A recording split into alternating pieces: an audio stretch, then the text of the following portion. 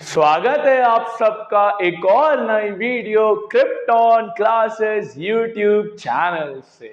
तो हमने साइंस का कंटेंट तो बहुत सारा डाला है, बट अब थोड़ा बहुत मैथ्स, एसएसटी इनके ऊपर भी फोकस किया जाए। तो आपके सामने मैं ला रहा हूं सबसे पहली वीडियो, जिसके अंदर हम देखने वाले हैं पूरा one shot revision of whole maths, जितने भी फॉर्मूलाज है, जितनी भी चीजें हैं, या जो भी एक दो इंपॉर्टेंट क्वेश्चंस है, उसके बारे में मैं आपसे बात करने वाला हूं इस पर्टिकुलर वीडियो के अंदर। तो मेक श्योर आप अपने चैनल क्रिप्टॉन क्लासेस को लाइक, शेयर एंड सब्सक्राइब करें, और जितनी ज्यादा मात्रा में शेयर कर पाए उतनी ज्यादा मात्रा में करें। तो बिना किसी देरी के let's get started.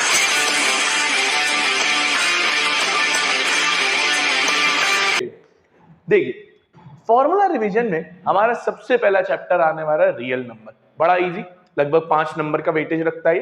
Real number में आपका जो सबसे पहला कॉन्सेप्ट है वो है एलसीएम एंड एचसीएफ का। ये आपको आना चाहिए। LCM is lowest common multiple, वहीं HCF is highest common factor. यह आना चाहिए कि हम एलसीएम निकालते वक्त मैक्सिमम डिग्री को देखते हैं कि कौन कितनी ज्यादा बार रिपीट हो रहा है, और वहीं हम एचसीएफ निकालते वक्त देखते हैं कि कौन कितनी बार कॉमन आ रहा है। ठीक है, तो ये आपको ध्यान रखना है। इसी के साथ आपको एक वेरिफिकेशन पता होना चाहिए। LCM into HCF is equals to product of two numbers. बोले तो नहीं हो ये सबसे इंपॉर्टेंट आपका एक वेरिफिकेशन रहता है कि एलसीएम और एचसीएफ जब आप निकालते हो तो वो जो दो नंबर्स का निकालते हो उन दोनों नंबर्स को मल्टीप्लाई करेंगे, और उन दोनों का एलसीएम और एचसीएफ को मल्टीप्लाई करेंगे तो दोनों एलएचएस एंड आरएचएस इक्वल आएगा। तो रियल नंबर के अंदर सबसे पहला कॉन्सेप्ट ये है। रियल नंबर के अंदर दूसरा कॉन्सेप्ट है इरैशनैलिटी का, कि कैसे हम प्रूफ करते हैं कि कोई भी नंबर इरैशनल है या नहीं है। तो इरैशनैलिटी का आपका सेकंड कॉन्सेप्ट आता है। बहुत सिंपल सा एक कॉन्सेप्ट है, कॉन्ट्राडिक्शन मेथड से, जिसको हम सॉल्व करते हैं। Prove that √2 is an irrational number, √3 is an irrational number.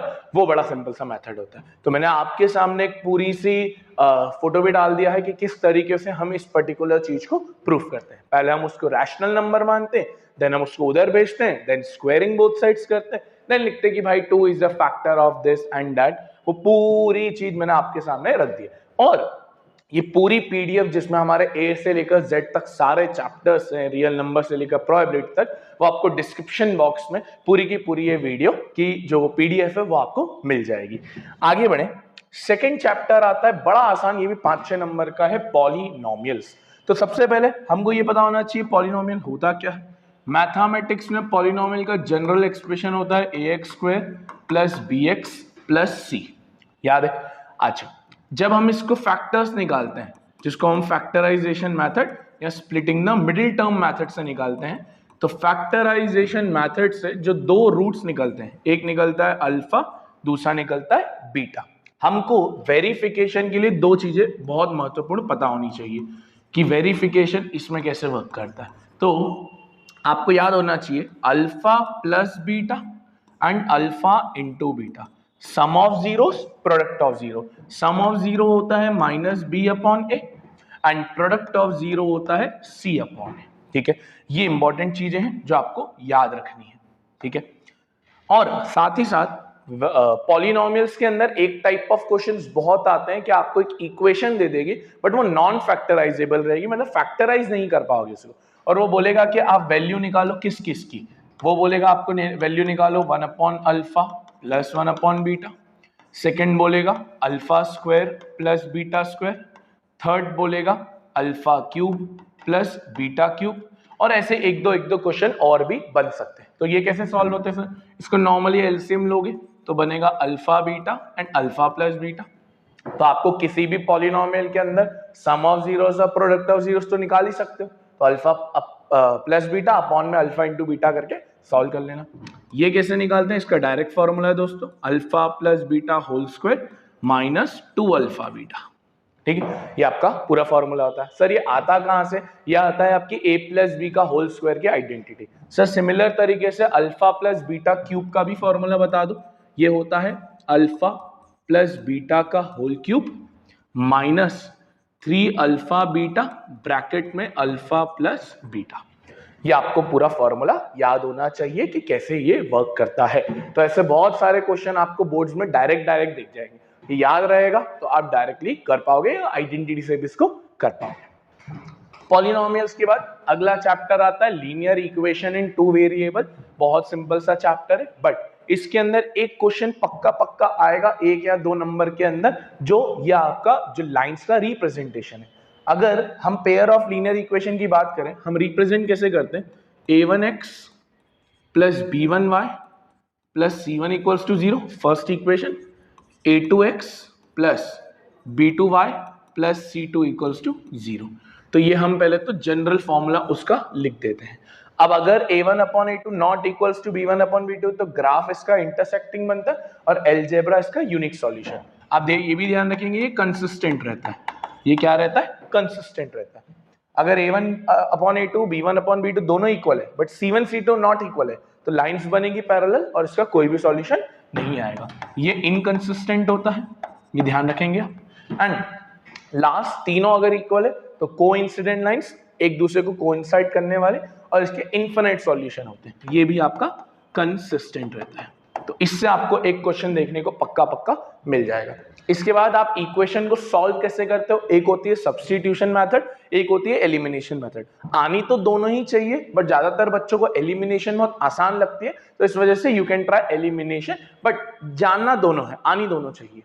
अब कुछ वर्ड प्रॉब्लम जो इस चैप्टर में से बहुत फेमसली बनाए गए हैं, एक फ्रैक्शन टाइप्स, अगर याद हो तो बोलता है कि ऐड न्यूमरेटर में 1 डिनोमिनेटर में 2 फ्रैक्शन बिकम 3/5, याद है? If you add 1 in numerator 2 in denominator, ऐसे क्वेश्चन बहुत इजी होते हैं। चार्जेस एंड मनी याद होगा तो हम बोलते हैं let the fix charge be x, let the additional charge be y। और एक क्वेश्चन है एनसीईआरटी में कि for a 10 kilometre distance the charge paid is 50।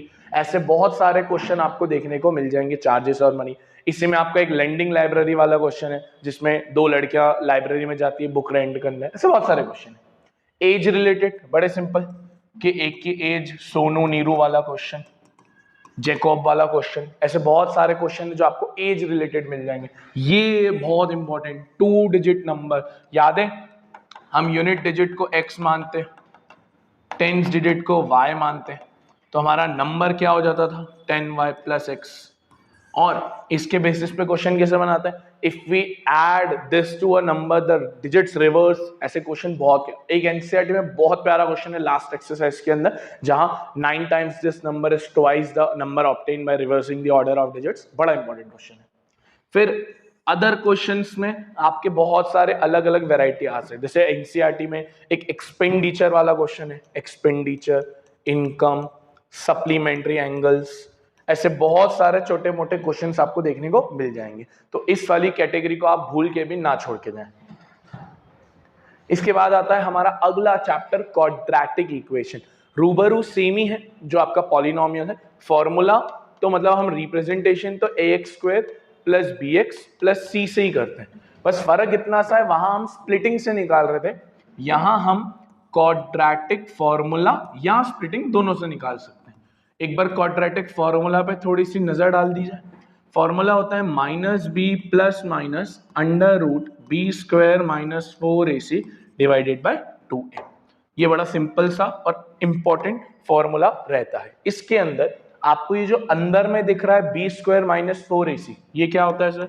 ये होता है d, b² माइनस 4ac, ये होता है डिस्क्रिमिनेंट। और ये हमको क्या दिखाता है सर? Nature of roots. क्या दिखाता है सर हमको? ये नेचर ऑफ रूट्स, मतलब हमारे रूट्स निकलेंगे कैसे, निकलेंगे नहीं निकलेंगे, इक्वल निकलेंगे, अनइक्वल निकलेंगे, वगैरह वगैरह। तो इसमें 2-3 कंडीशन है। अगर d की वैल्यू ग्रेटर देन 0 है, मतलब रूट पॉजिटिव है, तो इसके 2 डिस्टिंक्ट रूट्स निकलेंगे, डिस्टिंक्ट मतलब अलग अलग रूट्स निकलेंगे। अगर d की वैल्यू इक्वल्स टू 0 है तो इक्वल रूट्स निकलेंगे, दोनों की वैल्यू बराबर होगी दोस्तों। और लास्ट, अगर d की वैल्यू लेस देन 0 यानी नेगेटिव है तो नो रूट्स या इमेजिनरी रूट्स निकलेंगे। तो ये आपको पता होना चाहिए। इसके ऊपर बहुत जनरल क्वेश्चन भी बनता है और कुछ स्पेशल क्वेश्चन, जैसे ये ट्रेन वाला अगर आपको याद हो, बहुत फेमस क्वेश्चन है ट्रेन का ये, कि एक ट्रेन है जो 480 किलोमीटर का डिस्टेंस ट्रेवल करती है, अगर उसकी स्पीड 8 से कम हुई तो उसको 3 घंटे ज्यादा लगेंगे। बहुत फेमस क्वेश्चन है, हमने क्लास में काफी बार किया है और आपने भी इसको देखा ही होगा। इसी में एक और क्वेश्चन है 360 किलोमीटर वाला, ऐसे क्वेश्चन, और इसी में एयरप्लेन भी आ जाता है। कहीं ना कहीं लगभग दोनों सेम ही है, बस चीजों को चेंज कर देते हैं, बाकी सब सेम रहता है। इसी में एक दो क्वेश्चन आपको कॉटेज इंडस्ट्री वाला, फिर आपका 2 कॉन्जिक्यूटिव नंबर्स, ये आपको पता होना चाहिए। जैसे लिखा हुआ है कि 2 कॉन्जिक्यूटिव नंबर का प्रोडक्ट 50 है, ऐसे अजम्पशन ले रहा हूं, तो एक x से एक x+1 होता है, ये याद होना चाहिए। अगर यही लिखा है 2 कॉन्जिक्यूटिव इवन या ऑड नंबर, तो नंबर क्या मानते हैं, x एंड x+2, क्योंकि ऑड और इवन दोनों के अंदर ही गैप कितने कितने का होता है, 2-2 का होता है। तो ऐसे छोटे मोटे क्वेश्चंस बहुत ध्यान रखने, क्वाड्रेटिक में से 5 नंबर का क्वेश्चन बनने की ज्यादा चांसेस रहते हैं। इसके बाद बच्चों का अपना प्यारा chapter AP, arithmetic progression. Arithmetic progression एक ऐसा सीक्वेंस रहता है जिसमें डिफरेंट सेम होता है। लेट्स से मैंने लिया 2, 5, 8, 11, तो ये एपी है। इसको बोलते हैं हम फर्स्ट टर्म, डिफरेंस को बोलते हैं हम डी, और जहां तक ये चल रहा है वो nth टर्म। अब अगर हमको किसी भी एपी की nth टर्म निकालनी है, तो कोई भी टर्म निकालनी है, तो हम क्या लिखते हैं, a+n-1d। बड़ा सिंपल सा फॉर्मूला और बहुत इंपॉर्टेंट फॉर्मूला। डिफरेंस जो होता है वो पॉजिटिव भी हो सकता है, नेगेटिव भी हो सकता है, जीरो भी हो सकता है, ठीक है। तो an = a+n-1d। आपको कुछ शॉर्टकट्स पता होने चाहिए, जैसे a 100 बोला है तो आप डायरेक्टली क्या लिख सकते हो, a+99d। a 50 दिया है तो एक कम करके लिख दोगे, a+49d। एपी के अंदर सेकंड क्वेश्चन आता है सम ऑफ एपी का, सम ऑफ एन टर्म्स का। तो सम ऑफ एन टर्म्स का भी एक छोटा सा फॉर्मूला है कि मान लो तुमको एक एपी दिया है और वो बोला सम निकालो, तो क्या फॉर्मूला होता है, Sn = n/2 2a + n-1d। ये आपका फॉर्मूला रहता है। इसी की जगह एक और वाला फॉर्मूला भी हम यूज कर पाते हैं, Sn = n/2 a + an। ये सर हम कब फॉर्मूला यूज करते हैं, ये तब फॉर्मूला यूज किया जाता है जब हमको लास्ट टर्म की वैल्यू दी हुई हो, ठीक है। तो ये ध्यान रखना है। एपी के अंदर एक बहुत अच्छा क्वेश्चन हमको एनसीईआरटी के अंदर दिख जाएगा, केस स्टडी बहुत फेमिलियर एपी की हमको देखने को मिल जाती है, जैसे प्रोडक्शन वाली एक बहुत अच्छी केस स्टडी है। एक ये क्वेश्चन है, अगर आपको याद हो, how many terms of the AP must be taken so that the sum can be 636। इसके अंदर एक क्वाड्रेटिक इक्वेशन बनती है एंड देन इसको हमको सॉल्व करना पड़ता है, तो ये एक इंपॉर्टेंट क्वेश्चन बन जाता है। इसके बाद हमारा अगला चैप्टर आता है, अच्छा ये भी एक क्वेश्चन है, सॉरी बताना भूल गया। एक और हमारा क्वेश्चन आता है जहां लिख के देता है कि भाई 3 कॉन्जिक्यूटिव टर्म्स ऑफ एपी का सम 24 है, तो हम इसमें स्पेशल मानते हैं a-d, a और a+d। मैं लिखवा देता हूं, 3 टर्म्स अगर दिया हो सम में तो आप मानेंगे a-d, a एंड a+d। अगर 4 टर्म्स आपको दिया हो तो आप मानेंगे a-3d, a-d, a+d, a+3d। और अगर वैसे 5 आना तो बहुत मुश्किल है, बट फिर भी अगर 5 टर्म्स भी बोली जाती हैं तो आप मानेंगे a-2d, a-d, a+d, a+2d। ये इंपॉर्टेंट क्वेश्चन बन जाता है जो आना चाहिए आपको। रिया आ जाओ, बोले अंदर आ जाओ, 5-7 मिनट रुक जाओ। इसके बाद अगला चैप्टर जो आता है रिवीजन एंगल पे, वो आता है ट्राइंगल्स। ट्राइंगल्स एक एनसीईआरटी भरपूर चैप्टर है, तो ट्राइंगल्स के अंदर बीपीटी थ्योरम का proof is very much important, जिसके ऊपर आपकी सेकंड एक्सरसाइज बेस्ड है, बेसिक प्रोपोर्शनैलिटी थ्योरम, या जिसको हम प्यार से थेल्स थ्योरम भी कहते हैं। तो इसका प्रूफ आपको आना चाहिए, बहुत ज्यादा इंपॉर्टेंट प्रूफ है। और इसकी एप्लीकेशन, क्योंकि पूरी एनसीईआरटी की एक्सरसाइज इसकी एप्लीकेशन पे बेस्ड है। क्या कहता है भाई बीपीटी, एक बार रिवाइज कर लेते हैं। बीपीटी हमसे ये कहता है, let's say A, B, C, D, E। अगर बीपीटी हमसे क्या कहता है कि अगर D और E के ऊपर पॉइंट्स हैं और DE पैरेलल है BC के, DE पैरेलल है BC के, तो ये रेशियो सेम होगा, that is AD/DB is equals to AE/EC। इसी का एक कन्वर्स एंगल भी है। कन्वर्स एंगल में क्या होता है, अगर रेशियो इक्वल है, तो लाइंस पैरेलल हो जाएगी। तो ये आपको थोड़ी बहुत चीजें ध्यान रखनी रहती है। इसके बाद इसी चैप्टर के अंदर एक लास्ट कॉन्सेप्ट आता है, that is similarity of triangles. Similarity of triangles को आप किस तरीके से प्रूफ करते हो? There are 2-3 methods. सबसे कॉमनली यूज होता है एंगल एंगल सिमिलैरिटी। दो एंगल आपने इक्वल कर दिए तो वो दोनों ट्राइंगल सिमिलर हो जाएंगे। सिमिलरली एक अगला आता है side side side. It is based on the ratio, कि तीन साइड्स का रेशियो अगर इक्वल है तो हम उसको एसएसएस बोलते हैं। एंड थर्ड होता है side angle side, that is दो साइड्स का रेशियो अगर इक्वल है और एक इंक्लूडेड एंगल उसमें इक्वल है तो हमारा काम ऐसे ऐसे हो जाता है। ध्यान रखेंगे, जैसे ही लेट्स से कोई दो ट्राइंगल सिमिलर हो गए, ABC similar to let's say PQR, तो by CPCT that is corresponding parts of similar triangle बाकी सारी चीजें इक्वल हो जाती है। एंगल ए पी के बराबर, एंगल बी क्यू के बराबर, एंगल बी क्यू के बराबर एंड एंगल सी आर के बराबर। इवन साइड्स का रेशियो भी इक्वल हो जाता है, A B upon P Q, B C upon Q R, A C upon P R. ये साइड्स के जो तीन रेशियोस निकलेंगे वो भी इक्वल हो जाएंगे। इसके बाद अगला चैप्टर आता है coordinate geometry. Very easy chapter, just based on the formula. दो फॉर्मूला आएंगे इसके अंदर आपके। पहला आएगा डिस्टेंस फॉर्मूला, जब आपको दो पॉइंट्स के बीच का डिस्टेंस निकालना होता है। लेट्स से एक पॉइंट है ए जिसके कोऑर्डिनेट्स हैं x1 y1, एक कोऑर्डिनेट है b जिसके कोऑर्डिनेट है x2 y2। तो अगर मुझे ab का डिस्टेंस निकालना है तो ab का डिस्टेंस निकाला जाएगा under root of x2 minus x1 का whole square plus y2 minus y1 का होल स्क्वायर। ये सिंपल सा फॉर्मूला होता है।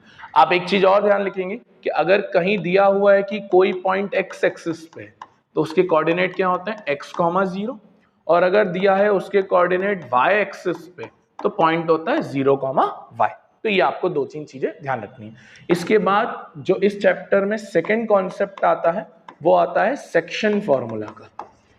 सिंपल सा एप्लीकेशन है सेक्शन फॉर्मूला का। ये रेशियो की बात करता है, डिवीजन की बात करता है। मान लो अगर एक पॉइंट है a और एक पॉइंट है b, बीच में एक पॉइंट है p। लेट्स से इसके कोऑर्डिनेट x1 y1, इसके कोऑर्डिनेट xy, इसके कोऑर्डिनेट x2 y2, और मान लेते हैं ये रेशियो m1:m2 में इसको डिवाइड करता है। तो अगर मुझे x निकालना है तो क्या फॉर्मूला बनेगा? x निकालने का फॉर्मूला बनेगा m1x2 plus m2x1 divided by m1 plus m2। y का बनेगा m1y2 plus m2y1 divided by m1 plus m2। तो ये आपके फॉर्मूला बन जाते हैं। एक चीज और ध्यान रखेंगे, एक स्पेशल फॉर्मूला लगवा रहा हूं आपके लिए। एक स्पेशल फॉर्मूला होता है जब रेशियो 1:1 है, मतलब लाइन इक्वल भागों में कट रही है, तो आप डायरेक्टली लिख सकते हैं x is equals to x1 plus x2/2 and y is equals to y1 plus y2/2। ये स्पेशल फॉर्मूला तभी यूज होगा जब रेशियो 1:1 दिया होगा। तो ये पूरा कोऑर्डिनेट ज्योमेट्री है। कोऑर्डिनेट ज्योमेट्री के बाद आता है ट्रिग्नोमेट्री, बेसिक्स ऑफ ट्रिग्नोमेट्री। क्या पता होना चाहिए सबसे अंदर? इसके अंदर सबसे पहले पता होना चाहिए Pythagoras theorem, that is h² equals to p² plus b²। Simple सा फॉर्मूला। 6 थीटास आपको पता होना चाहिए, sine theta, cos theta, tan theta, cosec theta, sec theta, cot theta. ये आपको पता होना चाहिए। साइन थीटा होता है p/h, कॉस थीटा होता है b/h, टैन थीटा होता है p/b, परपेंडिकुलर बेस और हाइपोटेनस। साइन का उल्टा होता है कॉसेक, s का उल्टा c, तो इसका उल्टा कर दो h/p।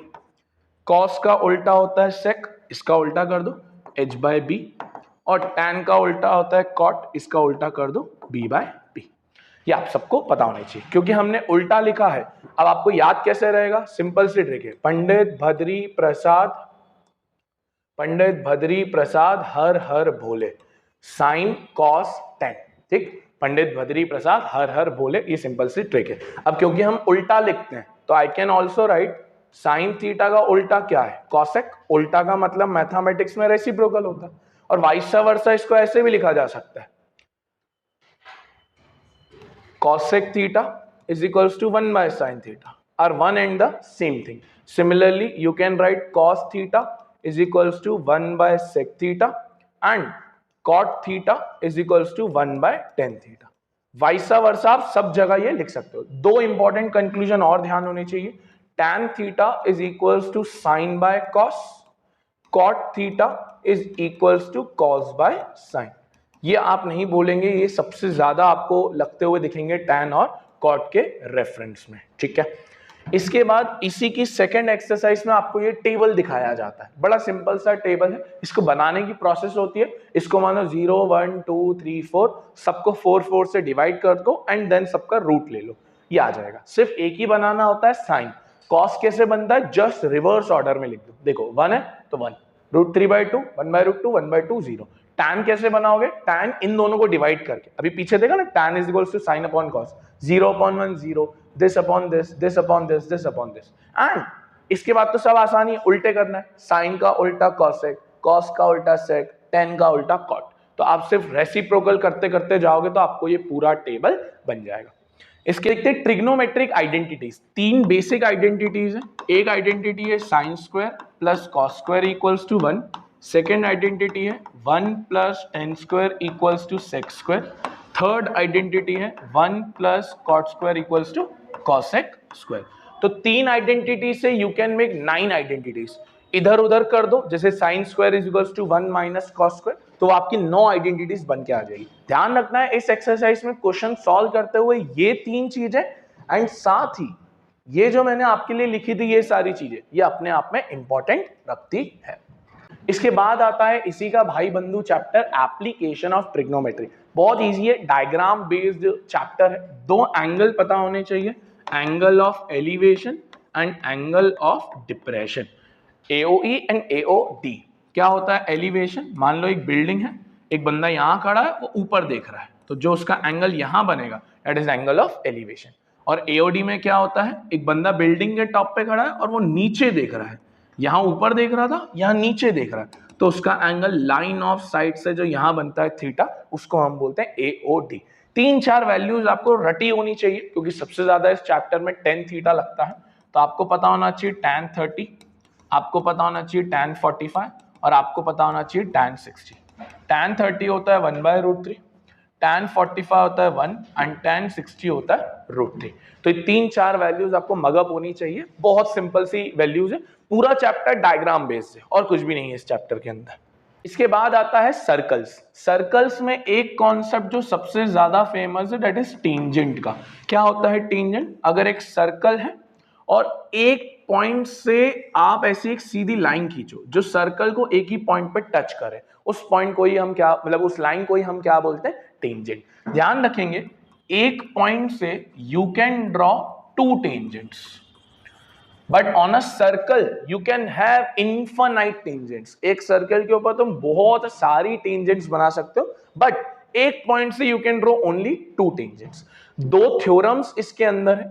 एक थ्योरम तो बड़ी सिंपल है, अगर एक सर्कल है, एक टेंजेंट है और सेंटर है O, तो टेंजेंट और रेडियस एक दूसरे के ऊपर 90 डिग्री का एंगल बनाती है। Radius is perpendicular to tangent. ये आपकी एक थ्योरम है जो आपको पता होनी चाहिए।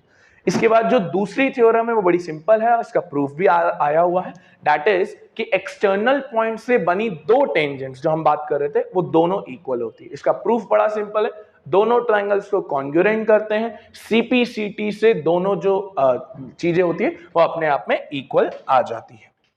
इसके बाद आता है area related to circles chapter, normal formula based chapter. छोटे मोटे फॉर्मूला क्या पता होने चाहिए, सर्कल का एरिया पता होना चाहिए πr², पेरीमीटर 2πr, ठीक है। सेमी सर्कल कुछ मत करना, सिर्फ आधा कर देना। क्वाड्रेंट, क्वाड्रेंट मतलब पिज्जा की एक स्लाइस जो 1/4 रहता है, तो πr² और उसका 1/4 निकाल देना। रिंग, रिंग ऑलमोस्ट वैसे तो बहुत कम आती है बट फिर भी पता होनी चाहिए। रिंग का फॉर्मूला होता है πr² minus r²। Capital R means बड़े सर्कल, स्मॉलर r मींस छोटा सर्कल। इसको तुम फिर a² माइनस b² से ओपन भी कर सकते हो। सेक्टर, सेक्टर कब होता है, जब रेडियस से चीजें कटती हैं, तो θ/360 जो थीटा एंगल रहता है एंड πr²। थीटा के बाद आता है segment, minor as well as major. Minor segment का फॉर्मूला बड़ा सिंपल है, area of sector minus area of triangle, ठीक। और एरिया ऑफ ट्रायंगल में हम ज्यादातर half r² sin theta formula use कर लेते हैं। ये जनरल वे में अगर 90 डिग्री वाला ट्रायंगल है तो आप उसमें हाफ बेस साइड यूज कर सकते हो, इक्विलेटरल ट्राइंगल है तो यू कैन यूज √3/4 a²। एक फॉर्मूला और यहां नहीं लिखा हुआ है, that is length of arc. Length of arc का जो फॉर्मूला होता है वो होता है θ/360 ठीक है, तो ये आपको फॉर्मूला पता होना चाहिए। इसके बाद अगला आता है सरफेस एरिया एंड वॉल्यूम। इस बार surface area and volume class 10th में आपको कॉम्बिनेशन ऑफ सॉलिड्स है। मान लो एक सिलेंडर है, उसके ऊपर एक कोन खड़ा कर दिया एंड लेट्स से नीचे एक हेमिस्फीयर भी खड़ा कर दिया है, तो आपको इस पूरे फिगर का एरिया निकालना है। तो कुछ नहीं करते, CSA of cone, CSA of cylinder, CSA of hemisphere, तीनों को ऐड कर दोगे, you will get your desired answer. अब इसके लिए आपको सारे फॉर्मूलाज याद होने चाहिए, क्यूब का, क्यूबॉइड का, कोन का, सिलेंडर का, स्फीयर का, हेमिस्फीयर का। ऑल्दो हॉलो सिलेंडर आपके उतना काम का आएगा नहीं, 10th में हॉलो सिलेंडर के क्वेश्चन बहुत कम देखे गए हैं। कुछ स्पेशल केसेस आपको याद होने चाहिए, जैसे एक क्यूब है, उस क्यूब के ऊपर उसने एक हेमिस्फीयर रख दिया है, ऐसा एक केस, ये स्पेशल केस है, तो इसका आपको याद होना चाहिए कि इसके अंदर हम बेसिकली क्या करते हैं। सिमिलरली एक केस है जहां एक सिलेंडर है, उसके अंदर से कोन को बाहर निकाल लिया है, तो ये भी एक स्पेशल केस है जहां फॉर्मूला में हम थोड़ा बहुत ट्रांसफॉर्मेशन करते हैं। इसके बाद अगला चैप्टर बड़ा simple, statistics, 3 concept, mean, median, mode. Mean का सबसे पहले फॉर्मूला आपको आना चाहिए, summation of fi xi divided by summation of fi। This is direct method. इसी में एक अज्यूम्ड मेथड भी रहता है, summation of fi di divided by summation of fi, इसको बोलते हैं हम अज्यूम्ड मेथड। इसमें आप याद रखेंगे di कैसे निकालते हैं, di हम निकालते हैं xi माइनस a मींस जो आप अज्यूम कर रहे हो। इसके बाद एक कॉन्सेप्ट आता है मीडियन का। मीडियन का नॉर्मल सा फॉर्मूला रहता है L plus n/2 minus L plus n/2 minus CF upon F into H। फिर एक फॉर्मूला आता है मोड। मोड मतलब कि कौन सी फ्रीक्वेंसी सबसे ज्यादा बाहर आ रही है, L plus F1 minus F0 divided by 2F1 minus F0 minus F2 into H। तो ये 3 फॉर्मूला आपको याद होने चाहिए। इसमें एक स्पेशल क्वेश्चन बहुत बार पूछा, that is missing frequency in median. 2 missing frequency रख देता है, x और y, और आपसे पूछता है कि भैया x और y की वैल्यू बताइए। तो बड़ा सिंपल सा क्वेश्चन होता है, बट इसको छोड़ के मत जाना, एनसीईआरटी में 2 क्वेश्चन दिखेंगे, एक दिखेगा 28.5 मीडियन वाला एक्सरसाइज का सेकंड क्वेश्चन, एक दिखेगा एग्जांपल में जहां 525 मीडियम दिया हुआ है, दोनों क्वेश्चन करके जाना है। फिर आता है last chapter for class 10, probability.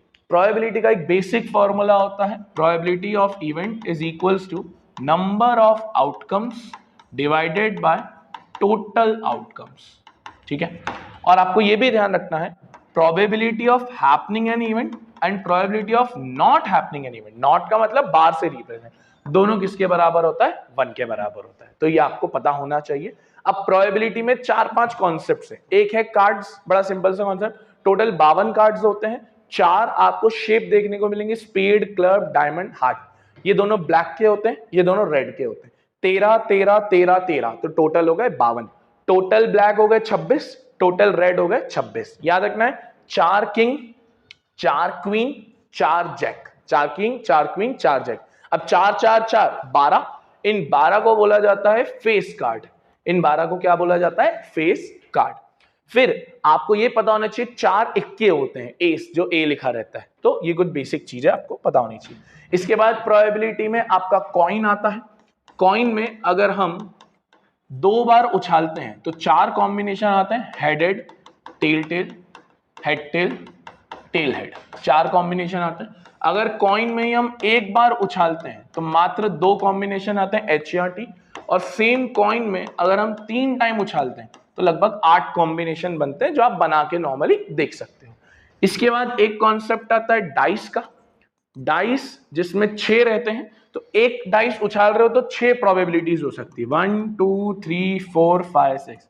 अब इसमें वो कुछ भी पूछ सकते हैं, odd number, even number, prime number, composite number, less than, between, at most, at least, बहुत कुछ पूछ सकता है। डाइस में अगर 2 बार उछाल रहे हो, मतलब 2 डाइस को साथ में उछाल रहे हो, तो 36 कॉम्बिनेशन बनेंगे। कितने बनेंगे, 36। दैट इज 1 1 1 2 एंड ये चलते जाएगा 1 6 तक, एंड सेम ये भी चलते जाएगा 6 1, एंड लास्ट में चलते जाएगा 6 6। तो इसे 36 कॉम्बिनेशंस आपको बनते हुए दिख जाएंगे। इसमें एक बहुत अच्छा क्वेश्चन आता है, find the probability of getting doublet. Doublet का मतलब होता है दोनों पे सेम आना, 1 1 2 2 3 3 4 4 5 5 6 6। तो 6/36 ये आपका इस वाले केस का आंसर हो जाता है। तो ये बहुत बेसिक से कॉन्सेप्ट है कॉइन और डाइस के। तो आई होप आपको ये वीडियो पसंद आई होगी। इसमें हमने रियल नंबर से लेकर स्टैटिस्टिक्स, प्रोबेबिलिटी तक सारे चैप्टर्स का वन शॉट आपके सामने प्रेजेंट किया। अभी और वीडियोस आती रहेगी क्रिप्टॉन क्लासेस यूट्यूब चैनल पे, तो make sure you subscribe this channel. Thank you for watching this video. मिलते हैं नेक्स्ट लेक्चर के अंदर। राधे राधे।